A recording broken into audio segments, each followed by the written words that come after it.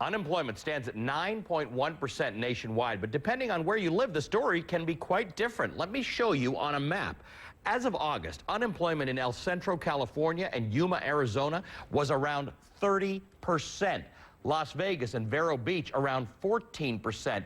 Still well above the national average. Rocky Mount, North Carolina, almost 14%. Now, on the opposite side, take a look at some of these places. Bismarck, North Dakota, 3%. Portsmouth and Burlington, Omaha, Nebraska, Midland, Texas, all under 5%. Richard Florida is a senior editor at The Atlantic. Richard, tell me about these cities that are doing much better than the rest of the country, half the unemployment rate of the national average. What are cities like that doing right, or are they doing anything right at all?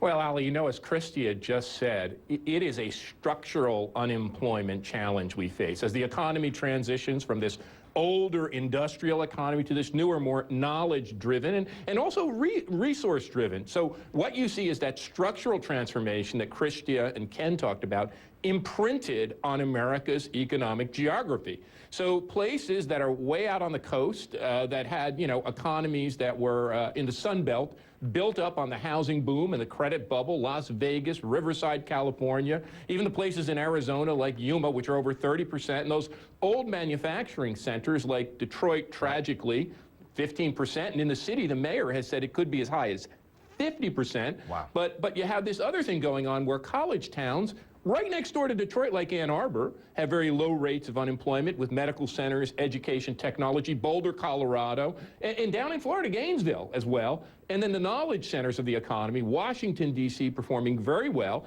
And then what's really striking is the plains, Bismarck and Fargo and Lincoln and Omaha, Nebraska, and Oklahoma City in that belt. So you have this new geography of America emerging where some places almost don't feel the recession, and others have been just whacked with long-run structural unemployment and no new job creation. So it's very interesting because like that conversation that we just had with Christia and Lakshman and Ken talking about two economies and people feeling the recession differently, geographically we have two economies as well. Richard, hang on for a second. Christine Romans, my colleague and host of CNN's Your Bottom Line, Gallup finds that in the Midwest and the South, 14% more companies are hiring than laying workers off, and that is more than anywhere else in the country. But Christine, the idea of packing up and moving to a job, to a place that is more prosperous than where you are, is that strategy sensible? You and I have argued about this. I think people should.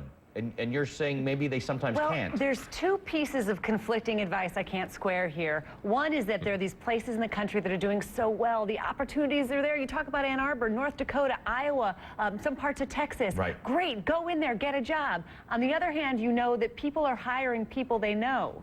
The most important way to get a job right now is networking. If you don't have a network somewhere, how are you going to be the one who's going to break in? If you can square those two pieces of advice, I say yes, move. If you are not beholden to a house that's 25% underwater and you can move, if you know the schools are good where you want to go, fine, move. But remember that we know that the way to get a job in this economy is knowing someone who knows you or knows someone who knows you who's helping you get in a place that is a good fit for both you and the company. Okay, let's take it back to politics for a second. Richard, many of the states with the slowest recoveries and the highest unemployment are swing states that could decide the election. Clearly, the president has motivation to dramatically improve the unemployment situation in places like that, but as we just heard in our previous conversation, there may be very little that he or any politician can actually do, although we will for the next year hear about the fact that if you vote for so-and-so, they're going to improve the economic and job situation in a given geography. Yeah, I don't think the president can do much. This is and I think this is what Washington, both sides of the aisle, have to understand.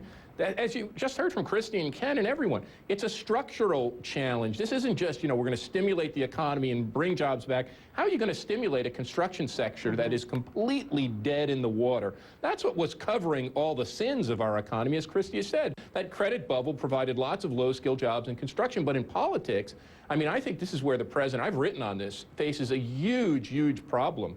Where unemployment is high, where we have older industrial economies, those are the states that are turning redder.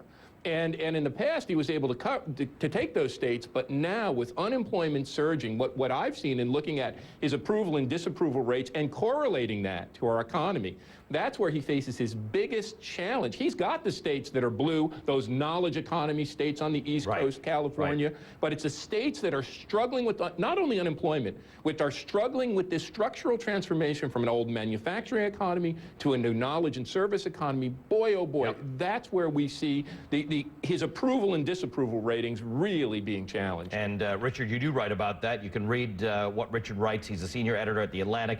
He's the author of a great book called The Great Reset, and he's a professor at the University of Toronto. And of course, you can see Christine every morning along with me on American Morning and on Saturday mornings at 9:30 on Your Bottom Line. Thanks to both of you.